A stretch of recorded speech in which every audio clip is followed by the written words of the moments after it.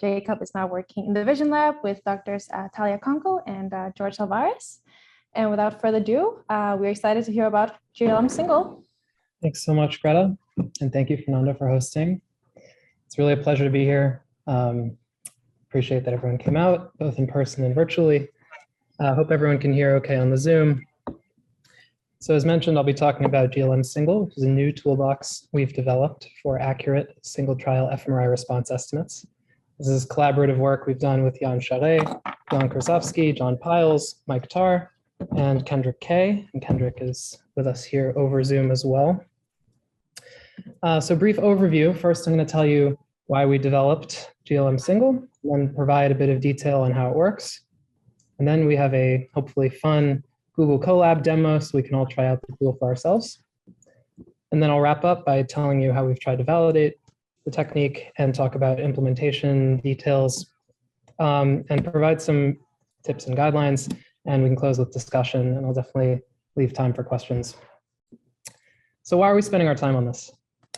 We as neuroscientists are in the midst of a major paradigm shift toward data-hungry approaches. And this has seen a rapid increase in the scale and depth of fMRI datasets, where traditional fMRI studies maybe had a few hours of scanning per subject, maybe up to a few dozen subjects. But now we're living in this regime where we have things like the whole scenes data set with tens of thousands of different stimuli presented to each subject at high resolution. And you could use these kinds of data sets to answer many different questions. You could study representations, you could build encoding models, you could try and characterize individual differences. Really a huge list of different questions we could ask and answer with these data sets and these resources. But we run into the fundamental limitation of noise.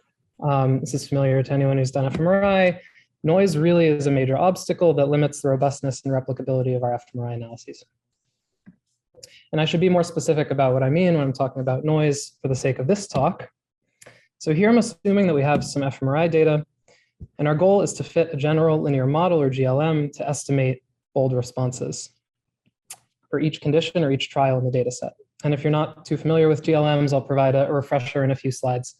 And so for the time being, imagine we had a toy fMRI study where for each voxel in the brain, we're trying to estimate a beta value that reflects the degree of activation in that voxel. And this toy example has 3 different conditions inspired by some of my favorite hobbies. So we have basketball, piano, and poker chip. We can just imagine that these are the images we showed our subjects, and each one has a theoretical ground truth activity level. And in a parallel noiseless universe, we might be able to put a subject in the scanner and just measure what the ground truth is. But of course, this is impossible. And in our noisy reality, we might measure something and estimate responses and get something like that. And if we repeated the experiment a few times, we might get something that looks like that. This is actually a pretty good voxel. Most voxels don't necessarily look this nice. And so when I say noise, I'm really referring to the variability in response estimates that we're getting over repeated presentations of the same trials or conditions. And of course, there are many different sources of noise that are all baked together into a huge mess. There's head motion, physiology, scanner noise, thermal noise. There's actual like neural variability, like the ground truth could change from moment to moment or from trial to trial, and we would never know that. And the fact that these things are all baked together means that estimating responses is pretty much a statistical nightmare, especially when we're moving into these more condition-rich regimes where we might try to pack more and more conditions into our experiment, and you inevitably run into this trade-off where as we increase the number of conditions per subject, inevitably we can show each condition fewer and fewer times, and that makes us sad because we have fewer pink dots to try to average together and get better estimates of the ground truth response. So the question is, how can we combat noise to harness the potential of existing and future fMRI data sets in this really exciting moment for the field? And that's pretty much the goal of GLM Single. So we've tried to come up with a flexible and data-driven approach to denoising and signal estimation. And the key insight, I think, is to acknowledge that noise structure differs not just between subjects, but also between brain regions and between individual voxels. And that our strategy should be to try to efficiently maximize data quality at the level of individual voxels and individual subjects. And then hopefully whatever analysis we're trying to do, whether we're analyzing how brains relate to one another, or how brains relate to models, or how brains relate to behavior. Hopefully, improving the quality of our signal estimates will positively impact our downstream analyses.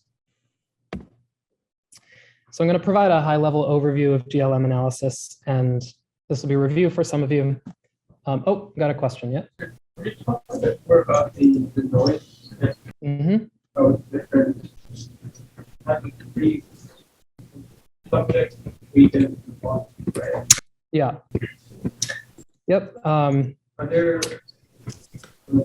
data or assumption?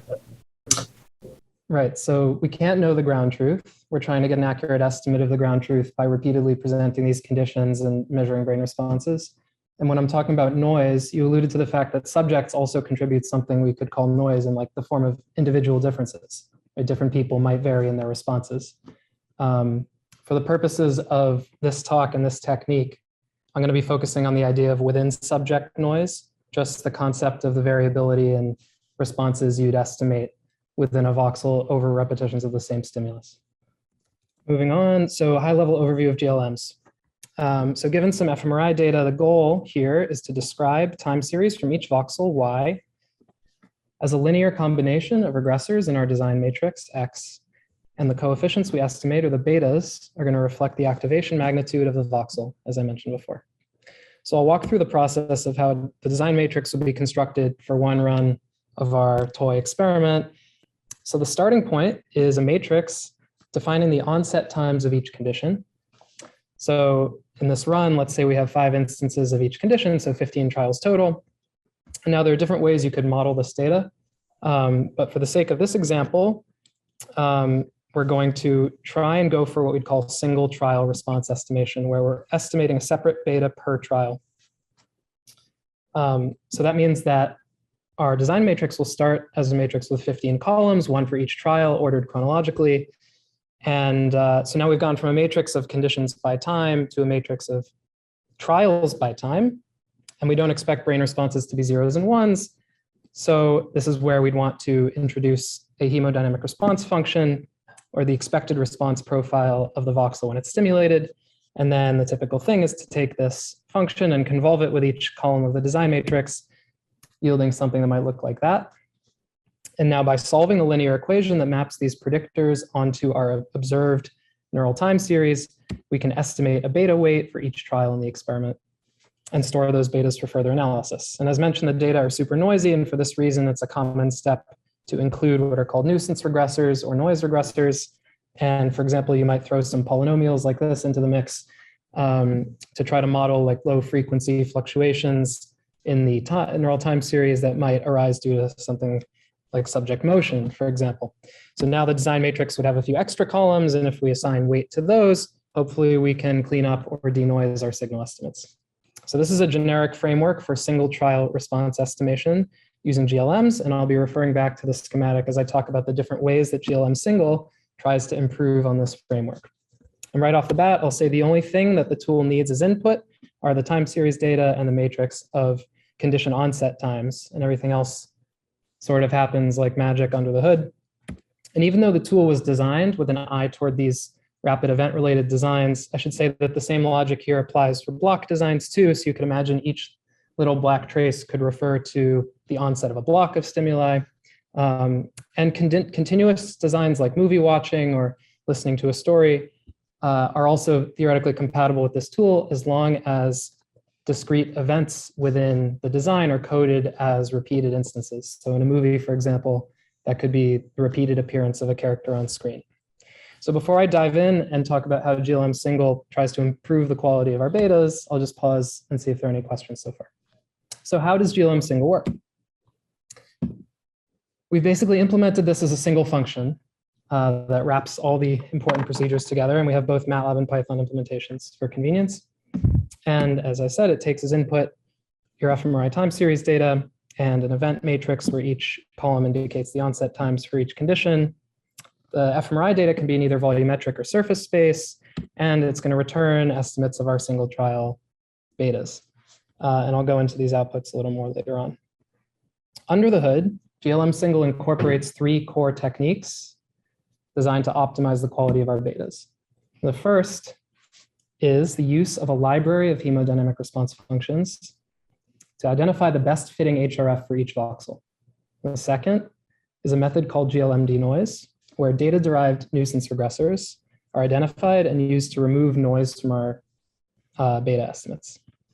And the third key step is an efficient implementation of ridge regression called fractional ridge regression as a method for dampening the noise inflations that can be caused when our predictors in our design matrix are super correlated with one another, for example, if events are close together in time. And applying these procedures in conjunction, I'll hope to convince you that it has a seriously surprising impact on how things turn out downstream. I think each procedure tackles a different component of the GLM framework that I just laid out on the previous slide. So I'll walk through those different components in a bit more detail. And I should say that as we're going through this, you might be thinking of your own designs or your own experiments and whether they might be compatible with this kind of technique. And also you might be thinking of questions like, oh, I'm not sure each of these procedures may be appropriate for my particular design. I just want to say right off the bat that the way we've implemented it makes it very easy for users to turn on or off different parts of the pipeline depending on what their particular needs or interests are. Okay, so before we get into each of these three components, I'm just going to provide like a very high level overview of the findings from our manuscript, which is now a preprint on bioRxiv, showing what happens for your downstream analyses that might be relevant to cognitive and systems neuroscientists from applying GLM Single. So just for these graphs, focused on the blue versus the red. So the blue will be a baseline GLM or beta version 1, and the red will be the final output of GLM Single, beta version 4. And we find that, first of all, we just see improved reliability of our response estimates across the board. We also observe that GLM Single has a really substantial effect, reducing the temporal autocorrelation we see in our beta estimates. So each of those graphs is a temporal similarity matrix and just shows a reduction in correlations that extend forward in time. For people who do representational similarity analysis or RSA, we also applied those approaches and found that applying GLM Single tended to enhance the representational similarity between subjects, both within and across data sets. And we also found that when we tried to decode single images, our accuracy was significantly higher after applying GLM Single compared to baseline. So I'm not going to go too deep into these results. If you'd like to read more about them, they're in the paper, and we can circle back to them if people have questions at the very end. So now that we know what the impact of the technique is, let's talk about how each component works. So first, the library of Hrfs approach. The typical approach in fMRI, as I mentioned previously, is to assume that the response profile of a voxel follows the shape of the canonical Hrf. And this is a pretty strong assumption, actually. It's definitely possible that different parts of the brain might have different Hrfs. And an issue is that if we mismodel the Hrf, that could add noise to our signal estimates. So GLM Single relaxes the assumption that we're going to have the same Hrf everywhere in the brain, and instead uses a simple Hrf selection strategy where we take this library of 20 Hrfs, which is shown on the left, and define the optimal one for each voxel as follows. First, we iteratively take the input data and fit the data each time using a different Hrf from the library. And then for each voxel, we just choose the Hrf that has highest variance explained. It's a very simple strategy, and the user can enable or disable this step or even add extra Hrfs to the library if they are interested. Quickly pause if there are any questions on this step. Yes? Yeah. What is the, between like, let's say like the red Hrf on the far left and the purple on the far right, what's the time difference between the two? Good question. Yep, the question was, what is the time difference between the peaks between the red Hrf, which has the slowest time to peak, and the blue on the right, which has, sorry, the red is the fastest, the blue is the slowest. It's a good question. I'm guessing it's a few seconds, but maybe Kendrick, do you want to chime in? I'm not positive. That's a good question. I'm actually just plotting them right now on my end, so bear with me. It's several seconds. Let's see. Well, the selection of a library, which Jacob didn't get into, which we can certainly get into if you're curious, it's, it's based on empirical data. And was some choice as to how, like, what's the beginning and end. I mean, in theory, there may be a few voxels that are even more rapid or even more delayed than what was selected here. So it was deliberately quite inclusive. But anyway, so the current library that comes by default is 4 seconds of peak to peak difference between the earliest one and the last one. Thanks, Kendrick. Yeah, it's a good question. So the question was looking at this plot of the Hrf indices on the left for an example slice of data. This is from an NSD subject, wondering about this fact that there seems to be this structure in the optimal Hrfs, where we see this kind of bias or predominance of yellow and green, indices chosen in the back of the brain and the red up front. It's a really good observation. It does seem to suggest that there are meaningful differences in how, like meaningful spatial structure and how the voxels differ in their optimal Hrfs. This is low-hanging fruit for ongoing analysis or future kinds of things we could do with this tool. We'd actually study that. So I don't have much to say about why we see that structure at this point, other than to say that the fact that there is that structure, which you pointed out, I think speaks to the importance of including this step.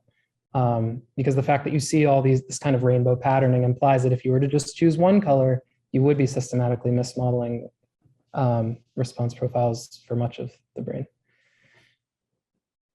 Yes. Are you putting the Hrfs during a resting state scan or?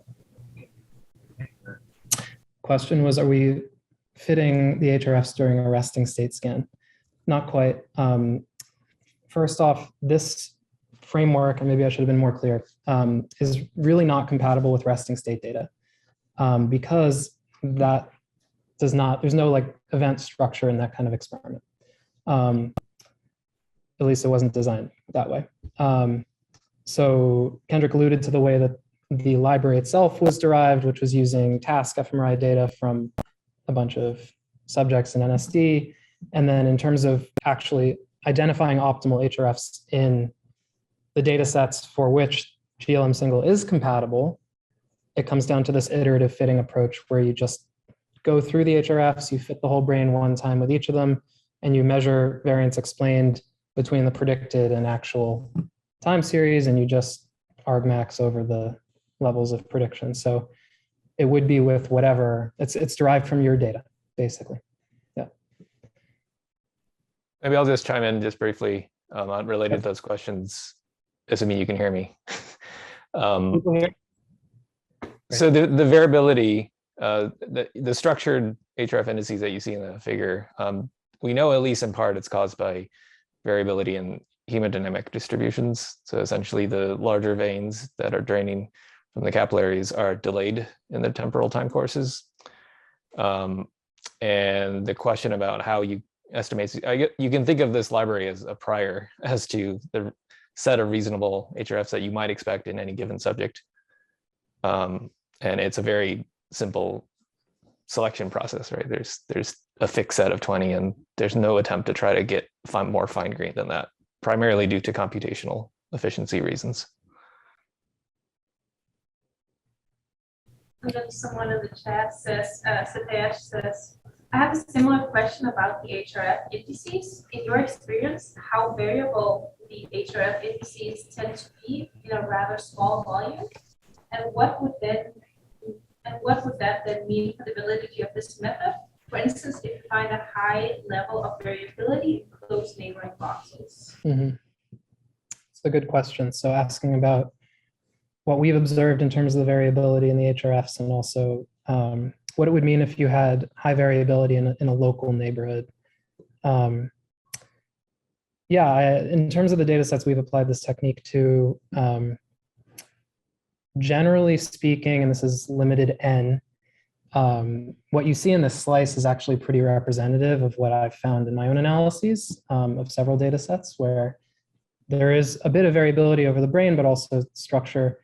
And I think the question of what it means if there were variability in local neighborhoods relates to Kendrick's point. I think that the the structure of voxels, I mean, I'm not an expert on the venous kind of how veins interact with the unit of a voxel, but if the indices are partially tied to venous phenomena, then it could be possible to have certainly rapid changes in the optimal indices depending on where the vasculature is,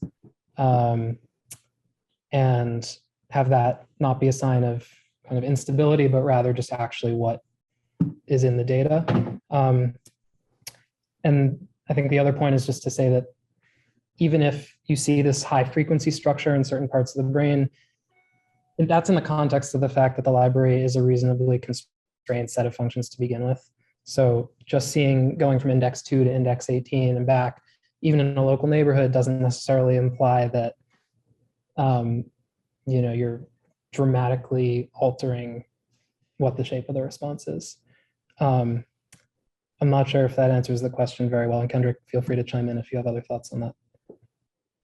Yeah, I think that's accurate. I would just add a little bit to this. So I think, well, it depends on the data set in the sense that if SNR is so horrible that the data are so unreliable, then practically speaking, you may do better assuming a fixed Hrf, which is sort of at the heart of this entire technique, that you sort of need data in order to use fancier techniques that are data-driven.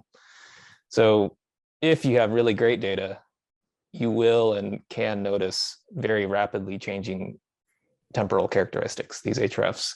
And again, I mentioned it has to do with the venous structure in the brain that you're measuring.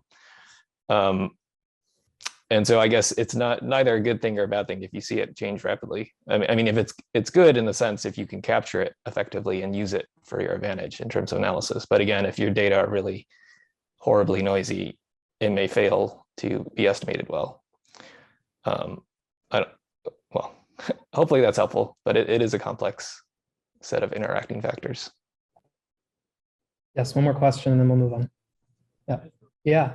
Question about the fact that we're assuming a uniform prior over these Hrfs and just choosing the one that maximizes variance explained, and whether if we studied different subjects and found characteristic structure that were shared across all of them, maybe we could adjust that prior, or even, I'm assuming you're also angling toward the possibility of expanding the library to include even more shapes, but you can imagine if you have a certain prior over certain parts of the distribution, then you might be able to cut down the computational cost of exploring even further through Hrf space. Yep. Yeah, I think as a first attempt, I mean, this is a pretty new technique, so I think the uniform assumption is justified, at least off the bat. And you're completely right that it's a very interesting path for further analysis. And we might be able to answer that kind of question soon. Okay, I'm going to move on. Yeah, definitely. We can circle back to all these issues, and thank you for the insightful questions. Please keep them coming. So the second component, onto Glm Denoise. So as we've said, our data are going to suffer from a very large amounts of noise, and oftentimes the noise is going to be spatially correlated too, for example, due to head motion. And to account for this, as we said, it's common to include nuisance regressors. But rather than presupposing what these nuisance regressors are going to look like, GLMsingle takes a different approach, where we instead rely on an existing technique called Glm Denoise. And the insight is to try and directly model components of the data that seem to be noise with respect to the experiment, and then include optimized noise regressors in your GLM that are hopefully going to do a better job cleaning up the signal than if you were to have assumed what the shape of the noise regressors would look like. So this is a previously published technique. And at a high level, the procedure works as follows. We first are going to fit what we'd call an on-off GLM. And so this is a GLM where all the conditions in your experiment are just collapsed into a single predictor. And it's basically going to identify parts of the brain that are active in response to your experiment and also parts that are inactive. And then we're going to take the non-active voxels and treat them as what we'd call the noise pool. Okay, so the noise pool, we're saying there doesn't seem to be signal here relating to our stimuli, to our experiment. And we're going to take a pretty simple approach, which is to apply PCA to the time series data from just the noise pool voxels. And then critically use cross-validation to iteratively, one at a time, start adding the top principal components from the noise pool to our GLM as candidate noise regressors, and continue doing that until we've maximized cross-validated variance explained, and stop there. And so basically, I just plotted a few different kinds of PC regressors that would come out of Glm Denoise, just two examples. Definitely very different looking than the polynomials. And this is again under the philosophy of kind of letting the data speak and really taking a data-driven approach to this important step of denoising. And this technique has been previously shown to outperform other popular denoising approaches across a range of experiments. That was the original paper in 2013. And more recently, Jan published some work showing that Glm Denoise improves outcomes in RSA and decoding analyses. So this is the second step happening automatically under the hood when you run Glm Single. And the third component that we're going to discuss is this idea of ridge regression. So at this point, we've identified optimal Hrfs, and we have now a set of noise regressors that we're going to include, and we have to actually estimate the final betas. So typical approach would be just to use ordinary least squares to solve your linear equation, and there are your estimates. But because the time course of the Hrf is so slow, lasting up to around 30 seconds, and oftentimes our predictors will overlap substantially in the design matrix, this means that ordinary least squares estimates are going to be noisy due to this high degree of correlation or multicollinearity between the predictors in our design matrix. So I'm going to use that schematic from earlier to walk you through an example of how and why this happens. So you can imagine we have just our first two columns of the design matrix, so beta 1 and beta 2, reflecting two different trials, maybe a basketball and a piano. And let's say, for the sake of example, that these two predictors are super correlated, so R equals 0.8. So now we can plot the space of what our estimates would be to beta 1 and beta 2. And let's just say, for the sake of example, that the ground truth is somewhere there, like 4 or 3 or something, so that we know for a fact that the true response is 4 for beta 1 and 3 for beta 2. And then we run our experiment. We actually get to make a measurement and estimate some betas, and we land there.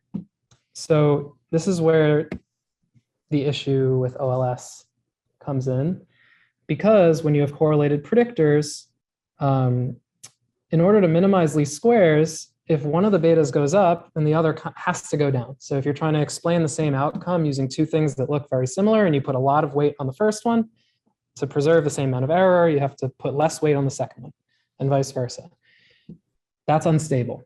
And so what it means is, if we were to show these stimuli again and assume independent noise for the second presentation, we'd land somewhere else in this space with our estimate, and we could show these two stimuli again and again.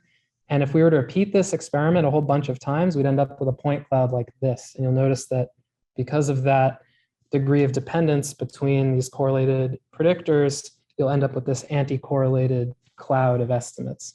What this means is that OLS is systematically mismodeling the brain responses. So we want to regularize, and the goal of our regularization is to shrink the betas or constrain them in a manner that hopefully will bias our estimates toward the ground truth.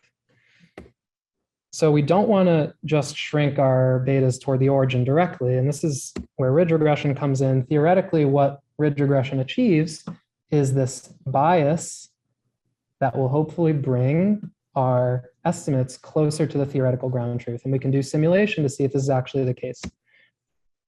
The key thing, of course, is to regularize just the right amount, right? So you have to see these little comet trajectory things. You want to stop right when you're as close as possible to the theoretical ground truth. So you could simulate this kind of context. Let's say we run 200 experiments, and if you do this and you run ridge regression, you'll actually end up with a graph that looks like this. And it's a lot to take in, but the green dot is again the known ground truth, and each trajectory, each ridge trajectory is basically reflecting different amounts of regularization or different amounts of shrinkage that are applied.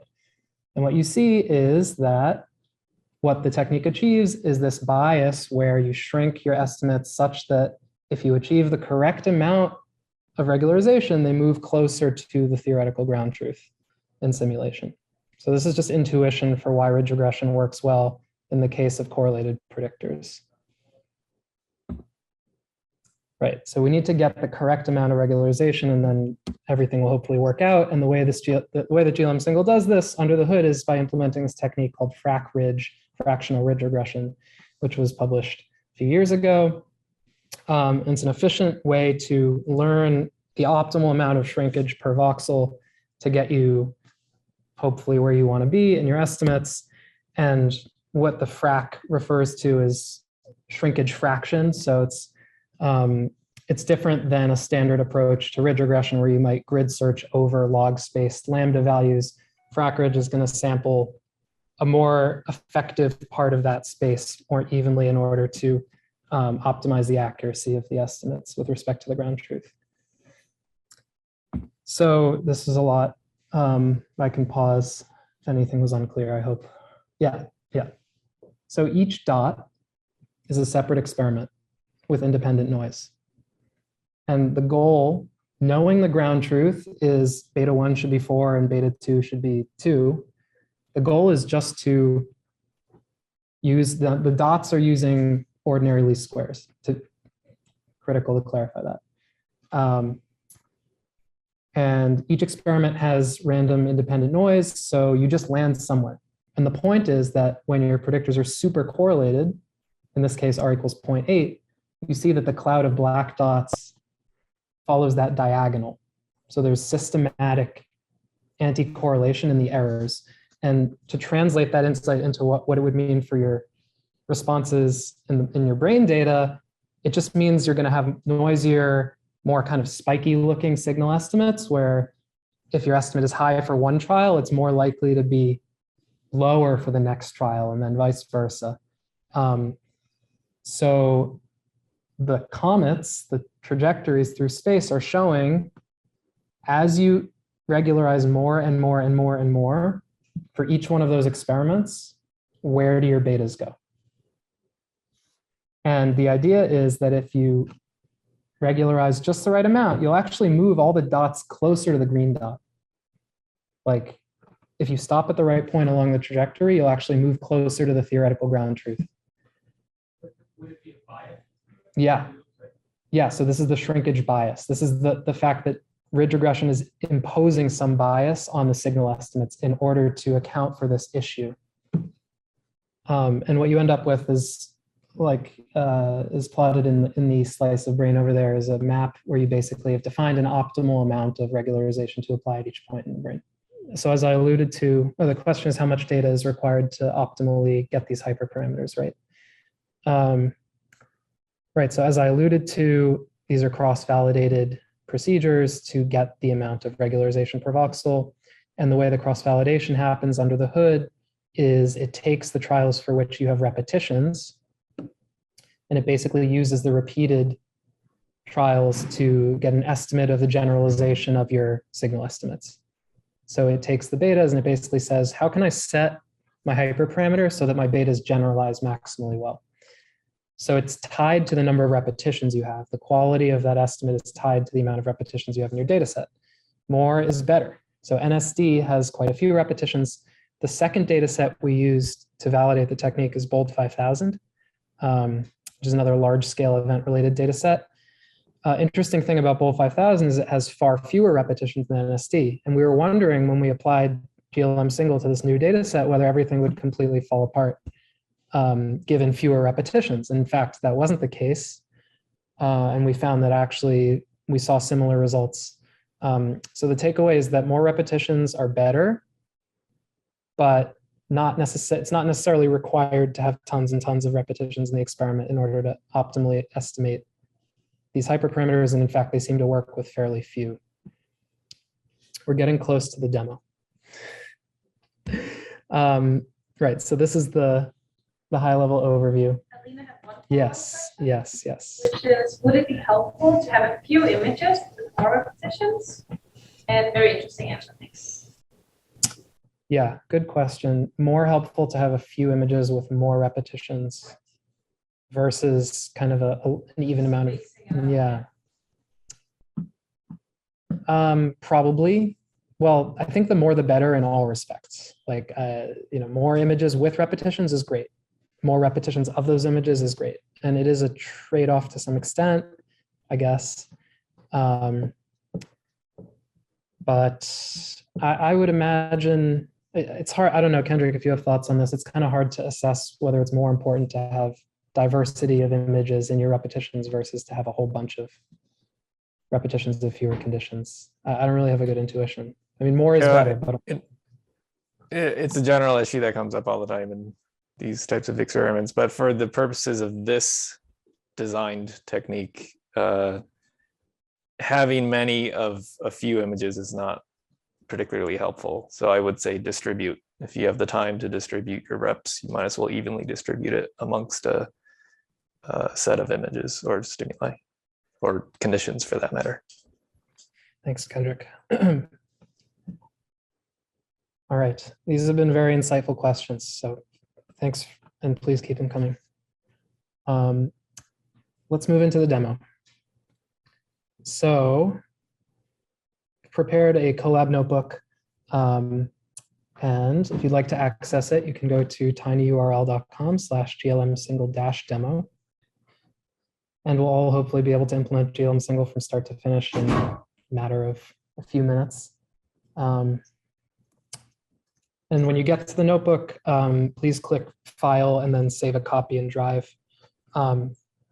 This will allow you to make edits, and if you'd like to change the code or plot new things or run different combinations of parameters, then saving a copy. And I will also pull up the demo. So high-level goal here is just to kind of provide a basic walkthrough, get people oriented toward loading data and loading design matrices, showing that you can pretty much call the whole pipeline in about a tweet's worth of code, and then kind of look at some of the figure outputs, because the pipeline will give you some of those for free, and start thinking about how to interpret those. And then maybe starting to think about how we might change hyperparameter settings to suit our particular needs, or the needs of our data sets. And I'm just going to walk through. People should interrupt, ask questions. Remote users, feel free to stop me and ask questions too. And we can spend as much time on this as people would like. So the first step is to import packages, and we're going to download an example data set, which is the first slice of the first session of the first subject of, it's not the first slice, it's a slice from the first session of NSD. So this should download pretty quickly. And next comes installing GLM Single. So we first clone the repo, and the install should be pretty quick.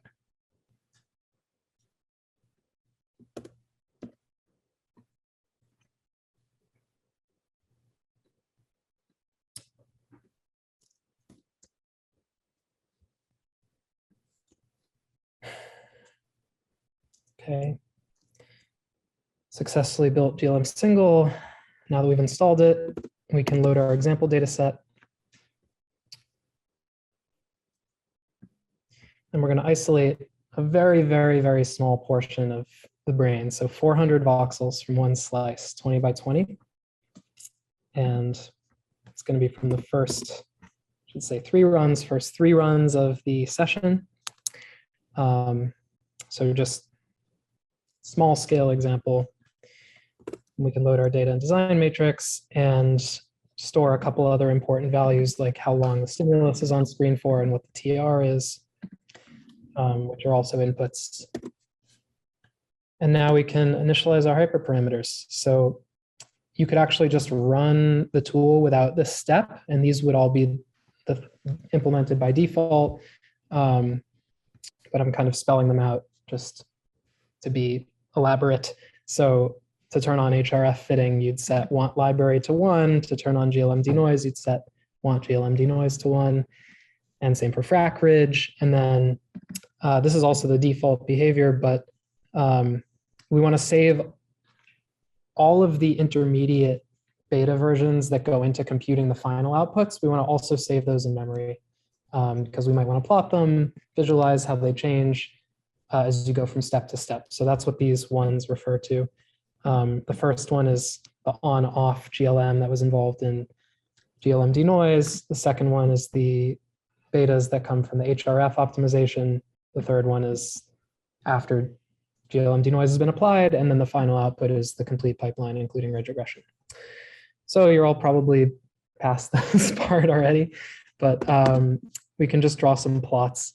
So on the left, you have your example slice of data. Looks like we captured some nice cortical curvature in this particular slice, possibly from the visual system.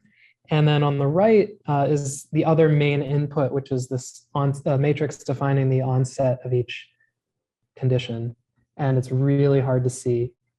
Yeah, there are very tiny black dots. It's not dust on your screen. They are there. And in fact, some of the columns do have repetitions. It's really hard to see that, but in this input matrix, you would have repetitions coded as being in the same column. Okay, so data and design, and we can just print out some metadata, 3 runs in total, 300 TRs per run. This is our dimensionality of the input data. Stimulus is on for 3 seconds, and XYZ dimensionality and numeric precision. Okay, so we have now all the ingredients we need to actually run the pipeline, and just put in the schematic here for reference. So we can create this object that has our hyperparameters in it, and then just call fit. No, we forgot to run the chunk. Actually have to set our ops. Okay. And now we can press go. And so this should take about 2 minutes. So I can pause here in case anyone has had issues or questions or lingering questions. It's a very good question. What if all of your voxels seem to have identified the optimal Hrf to be at one end or the other of the library? Yeah, I mean, it definitely suggests that, well, to me, it would suggest that the neighborhood that you're sampling in might not be the most appropriate neighborhood for the subject. And yeah, it's hard for me to come up with a reason why. I think in that case, it might be a scenario where you'd want to expand the library with other shapes. It might be the case where you might want to ditch the technique altogether. I mean, you could always venture into the realm of finite impulse response modeling of Hrfs and just use like a super flexible function that just fits whatever's there. So if you think you have really funky shaped Hrfs that don't conform to the library at all, there are other approaches that are available. And in fact, the FIR approach, I think, is possible deep under the hood in GLM Single. And if it's not, we're going to build it in soon, hopefully. It was a part of GLM Denoise, where you can flexibly just basically model whatever the Hrf is per voxel. It's much more computationally costly. And so that's, for the sake of the computational cost, we went with the library approach in this case. But if you're seeing very strange or unexpected results, it might be a sign that you want to use a more flexible procedure. Yeah, maybe I'll chime in on that, given there are many questions about Hrf stuff. Yeah, I agree with everything Jacob said. You know, the FIR approach is certainly an approach. I guess there's this fundamental trade-off of you need a lot of data to learn good time courses if you do FIR. And, you know, depending on your experiment, if you have few trials and depending on how you want to assign which trials go together as a fixed condition, FIR modeling may actually produce poor results. It's essentially the bias variance trade-off. I mean, you can unbiasedly estimate your time courses, but if they look horribly noisy, that may not be useful for what you actually want to use this data set for. And that, I think, ties directly to the way the library approach is designed. I mean, it is in some sense highly biased because it's a strong prior that your Hrf is one of the 20, and that was deliberate in the sense that data are limited, and we don't want to flexibly estimate any arbitrary time course because likely the data are somewhat noisy and will lead to inaccurate time course estimates if you were to just go down that route. Yeah, thanks a lot. Thanks, Kendrick. That's helpful. Yeah, one more question. So the question was, how did we pick the Hrfs? I'm going to try to answer it, and Kendrick, feel free to fill in any details. They took data from NSD subjects and basically estimated like what happened. They basically estimated a manifold through Hrf space, varying different parameters like the time to peak and the width, and then plotted. Yep, there it is. Kendrick has taken control. Yes. Kendrick, do you want to? Yeah, I'll just give you the high-level overview. So you can think of these as histograms. I mean, they basically are. It's just the histograms on a unit sphere. You're looking at the top of a sphere. But anyway, these come from different subjects, and these all share the same axes. So if you were to pool these histograms together, I mean, that's basically what this is. And think of this as a histogram. I mean, yeah, there's some spread, but we don't know if this is noise or a real variability. But if we were to if we only have limited Hrfs in our library to spend, the idea is you would spend it traversing this path on this sphere. And that's what the 1 through 20 here are plotting. This was manually drawn because this isn't actually a straight line. I mean, it's an arc on this. Well, it's a smooth line on the sphere. And the goal is to try to get a library that works reasonably well for all the subjects, and you can maybe eyeball for yourself whether or not this is more or less fine for the different subjects. And certainly one route is to derive a subject-specific arc or manifold, which you could do, but it's just extra work. So sorry, I didn't really even explain the histogram. It's a histogram of time course shapes where the dimensions of your histogram, which is on the unit sphere, correspond to different time course vectors, ways in which time courses can vary from a fully flexible time course estimate. And you can see that almost all voxels lie on a very small part of this space. I don't know if that was clear, but hopefully that provides some insight. I think there's a follow-up. Yes. Here, so if I understand this correctly, if you were to put a prior over these 20, how would the yellow region on that? The higher probability of those in the Hrf. So we sort of let's say that there is 2 decounted. And that would be, or like a 1 decounted on that curve. And instead of having a uniform prior, we would have a prior factors, the different colors. Yeah, so the suggestion would be an alternate kind of library where you have a 2D Gaussian fit to this kind of colored heat map where you're not only sampling more widely along the color span, but also assigning probabilities in the fitting procedure even to certain Hrfs. Right, so that 120 chapter. Okay. Some of them are more consistent with some. Kendrick, can you speak to the motivation for drawing the kind of one-dimensional, or drawing the trajectory as opposed to like fitting an ellipse? Yeah, I could barely hear the question, so I heard like it was a challenging cognitive experiment here. But I think I get the sense of the question, which is, are there more sophisticated ways to constrain or parameterize the choice of time course variation here? Yeah, for certainly. And I guess one of the design considerations here is computational time and efficiency. With the larger the data set, the more of a nightmare it is to pre-process tons and tons of sessions and subjects and so on. So yeah, fundamentally, maybe a speed accuracy trade-off. We could spend more CPU time for slightly better results, but CPU time is expensive, especially if you pay for it. But in terms of, yeah, given the distribution shown in panel B, you could fit something potentially and treat this variability around the line as real, and that could be real. And that gets into the nature of why these vary, which gets into vasculature and fMRI type stuff.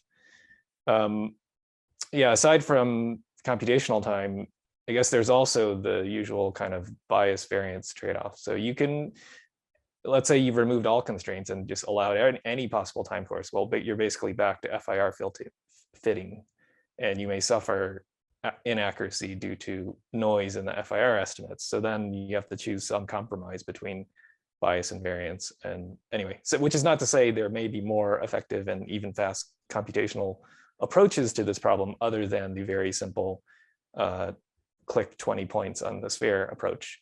And that would be an interesting thing to follow up on. Can I do one more follow-up? Yes, one more follow-up question. Yeah, the question is whether the set of Hrfs defined using vision experiments would generalize to other tasks like language or working memory. Great open question, I would say.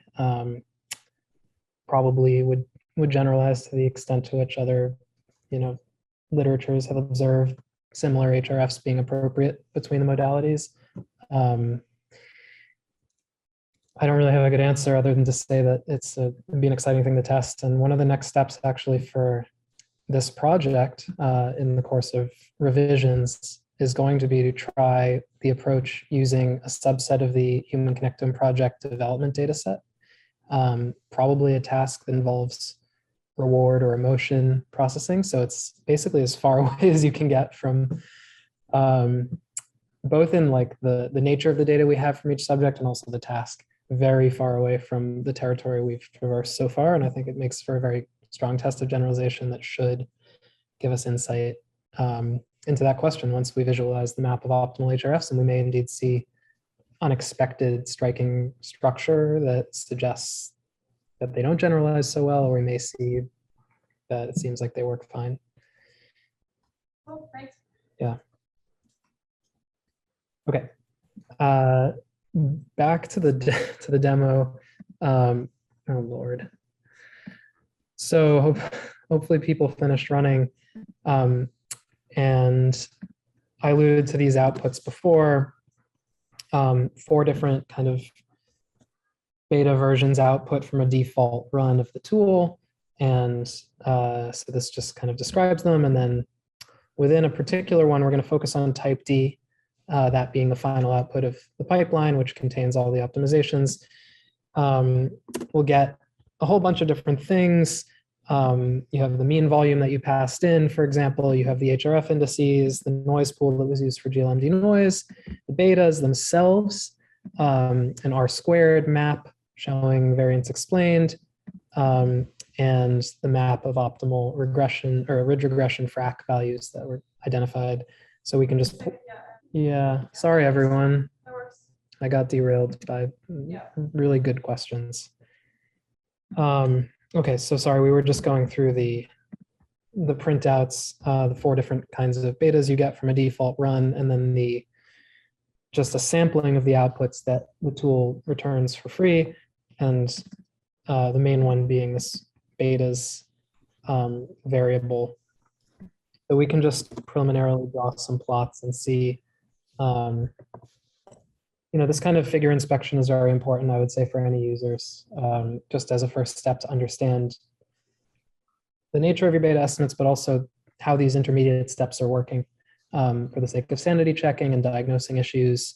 So on the top left, I just took the average of all the estimated GLM betas over all the trials that we passed in, and we do see actually very responsive voxels along these kind of curvy parts of cortex. So we do seem to have some visually responsive cortex captured in our 20 by 20 square. And then the Hrf indices, we do see also some structure here where there seems to be this predominance of yellow and green indices chosen for those active voxels and more blue and red indices chosen outside the active zones. Our shrinkage fraction estimates are down here. The same kind of structure is apparent where there seem to be systematically different values chosen for visually active, visually responsive parts of cortex, and then our variance explained map at the bottom right, showing that we do better actually modeling the data where there seems to be more activity, perhaps unsurprisingly. So we have these outputs, and there isn't so much more in here, but I just thought I would show, and people can jump in if they have any questions on the figures. Thought I'd show another case of running the pipeline where this time you basically turn everything off. So you could treat this tool also as a way of just running like a generic GLM the same way you would with any other fMRI analysis package. And by doing that, it's as simple as just turning off the library, turning off Glm Denoise, and turning off Rackridge. And then saying we want to output just the first set of betas. So we could just adjust the hyperparameters and run the thing again. And this time, rather than 2 minutes, it takes about 2 seconds. And it's, you know, we could just do things like visualize how the mean betas change. It's interesting. So mean betas from the baseline are on the left. So this new GLM we just ran that doesn't have any of the fancy optimizations thrown in. And then from our initial run of the pipeline in the middle, and you could just plot a difference map. And it's actually, it's interesting to me that the changes are pretty subtle across this slice. And it's hard to diagnose or make inferences when you're only processing 400 voxels. But I think it's instructive to understand that even with all these steps we've included, the nature of the pipeline is such that it's not going to dramatically, wildly change your beta estimates, especially in parts of the brain that are responding to your experiment. Seems like, at least in this slice, there are more subtle changes that may nonetheless still be very important in terms of optimizing the reliability of our estimates and also benefiting downstream analyses. And then I provided we'd call a hyperparameter playground, where if you would like to, you know, try ablating a particular part of the procedure, you could just uncomment some of these lines and run it yourself. So yeah, there's no real point here other than just orienting users toward how to set hyperparameters. And for example, we could turn off Hrf fitting and run it. It's finishing more quickly this time.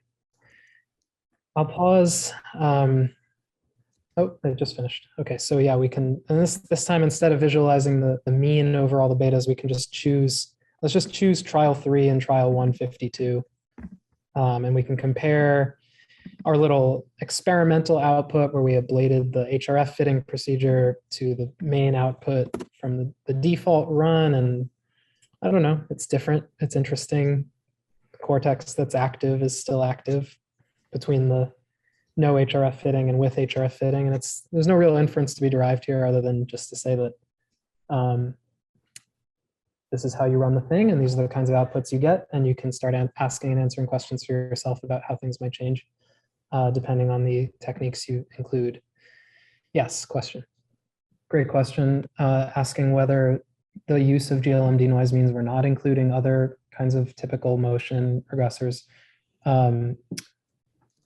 We do actually. So in addition to the regressors you get from GLM Denoise, you do include polynomial regressors. And Kendrick, do we also include motion, like the kind of classic kinds of motion regressors too? Is that in there? No, actually, this was a point I put in the chat earlier. I think in the presentation of the technique, you made it sound like polynomials are not included, but they are. They're sort of included by default. And then the kind of data-driven regressors come in 1 or more, or rather 0 or more, depending on how well they cross-validate, or how well they cause overall cross-validation to improve, if any. So yes, the traditional mindset of dump in motion parameter regressors and all that stuff is not the default implementation. Thanks for clarifying that. The theory is a potentially more powerful and more flexible way to gather that type of variance is to learn it from the noise pool. So the question is how many regressors are included by default in GLM Denoise? Yeah. The default setting, I believe, is to test up to 12 or 10, I think. And so that just defines how many you're going to sweep through in your cross-validation loop. That's completely subject to user flexibility via hyperparameter changes in two directions. One, you could decide you want to sample more than 12 or less. You can also make an a priori decision that you're going to include a certain amount.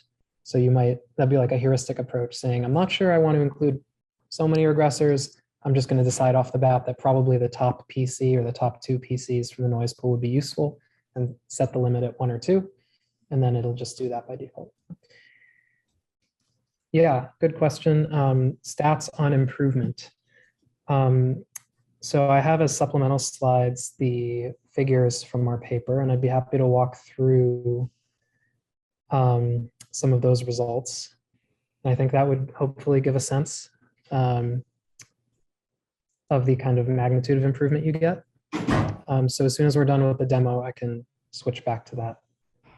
So yeah, that's pretty much all I had in the demo. Did anyone have lingering questions or any issues running it? Yeah, I think if you install the MATLAB implementation of GLM Single from the GitHub repo, it comes with everything you need, I believe. Kendrick, is it true that we included FracRig in there? I actually don't know. You might have to install this FracRig thing as one extra thing. Yeah, it's a good question, and it would be easy to find out. It's either all there for you, or there might be 1 or 2 things that need to be installed. So I'm going to jump to answer the question from the chat, just about the nature of the improvements we get.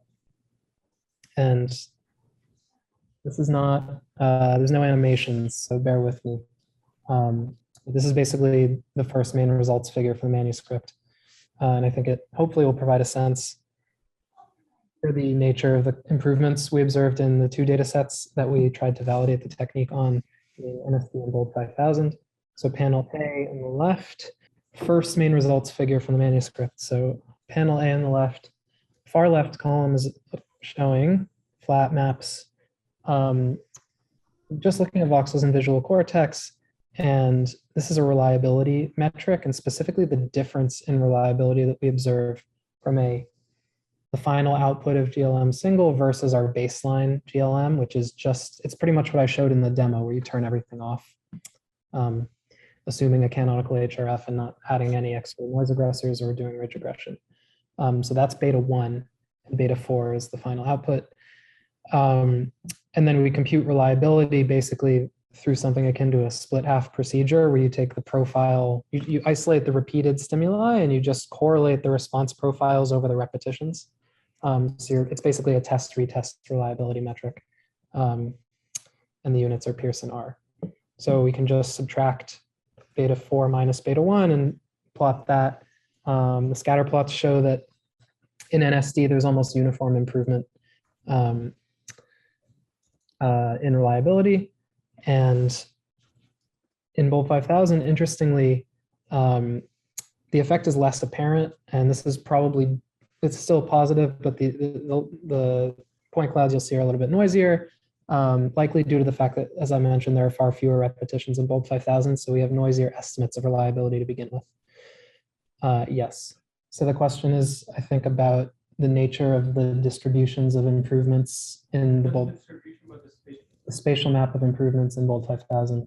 Yeah, it's hard to say, especially because we're doing the analyses in volumetric space and then projecting that onto the cortical surface. So it's possible that you have like gray matter and kind of more relevant parts of the brain maybe interspersed with white matter in the projection here. It's hard for me to interpret.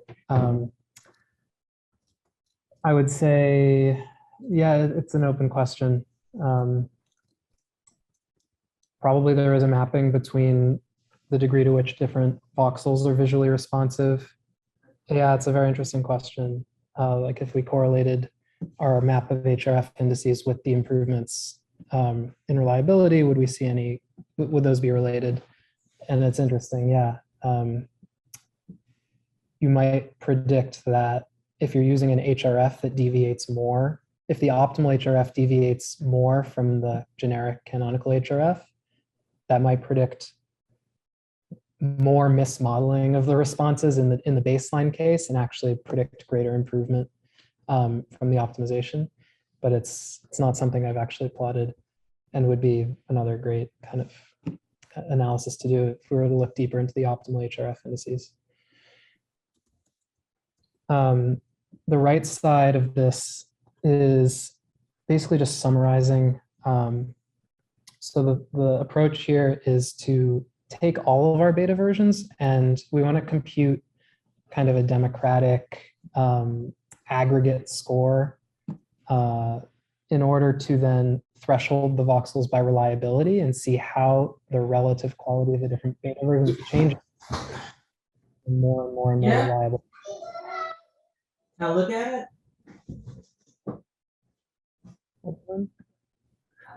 Cool. So great, thanks.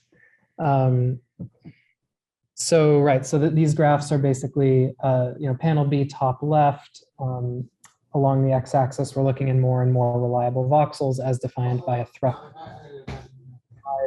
to the basically the average reliability of all the versions, and this ensures that the same groups of voxels are going to be analyzed at each reliability level. And you see that across the board, we achieve, and then the y-axis is basically change in reliability relative to the group average. So these are relative differences in data quality. It's a little bit hard to wrap our heads around that, but the interpretation of the bar graph is that per voxel at threshold level r equals 0.2, the final output of Glm Denoise is you're gaining approximately 0.05 Pearson R split half reliability over the average of all the versions, and you're gaining close to 0.15 Pearson R over if you had just used the generic approach. Bit confusing. And the trends are reasonably consistent between the two data sets in the aggregate. Yep, question is, could you use this tool for a block design? Answer is yes. We haven't exhaustively tested every possible design, but actually on the GitHub repo, you'll find two example scripts, and one is event-related data and one is block data.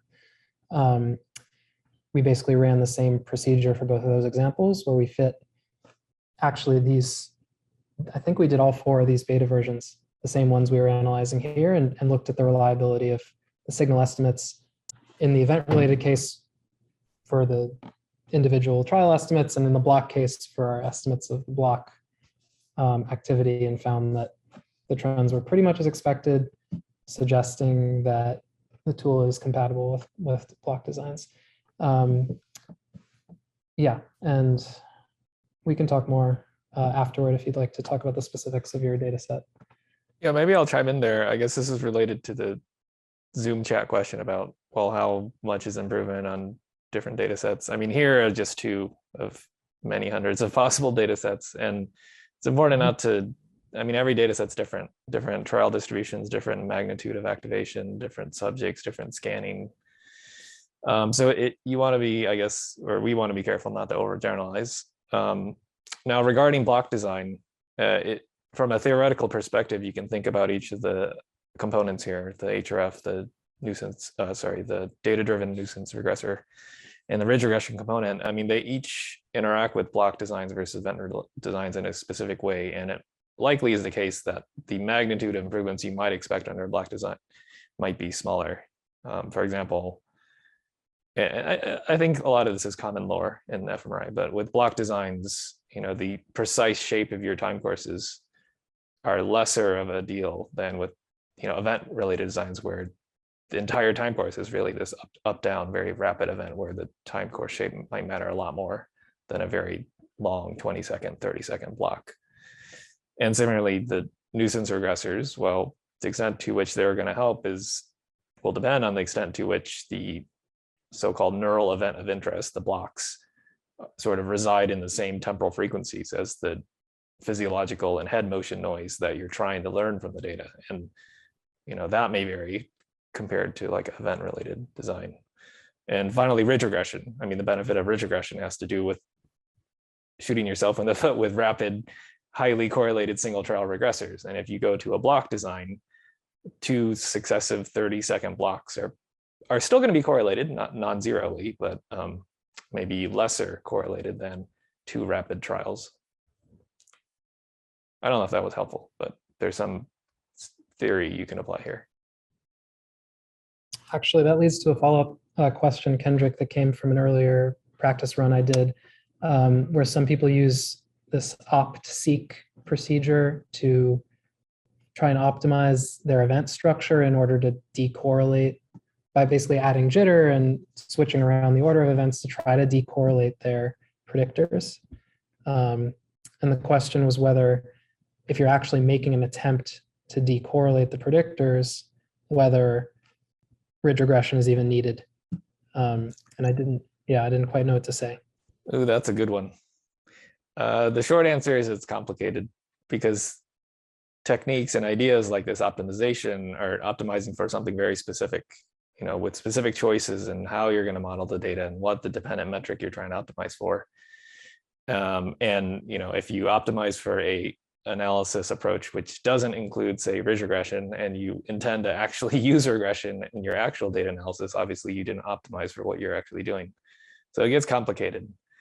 And one more comment on that without talking about this forever. Traditionally, you would sort of shoot for an analysis where you do kind of a condition-specific estimation, not like single trial specific estimation. And that's a very different optimization dependent metric to shoot for, which is fine because that's more conventional fMRI. But here it's a very different mindset. And so what you get under those approaches may not generalize well to this new approach. Great, thank you.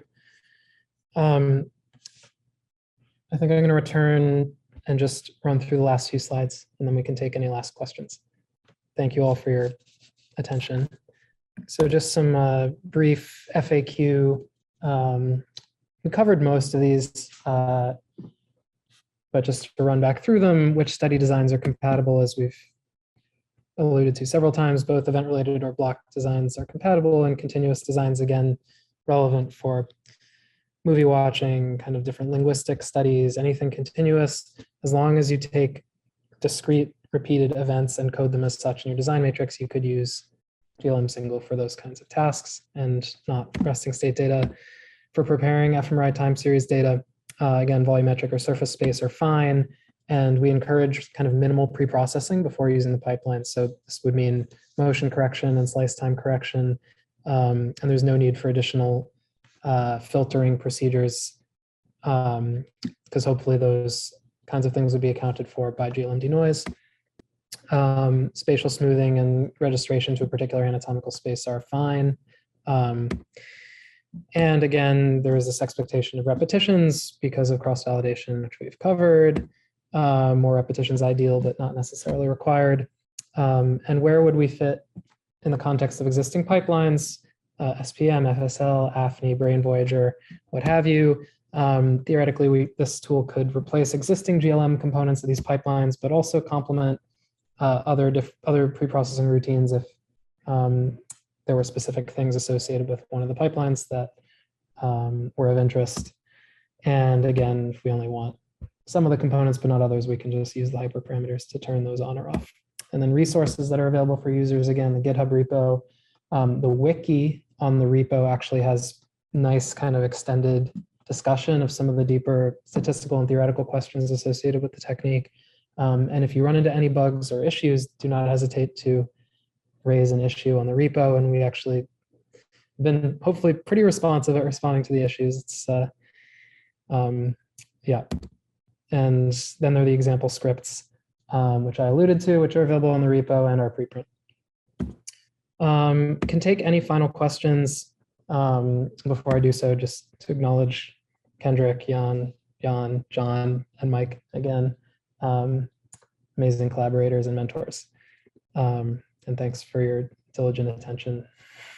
Yeah, thank you. Happy to take, again, I know we covered a lot of things, so if there are any remaining questions from the online viewers or in person, we can stay and chat. Thank you to everyone for joining online. Thanks, Kendrick, I appreciate it.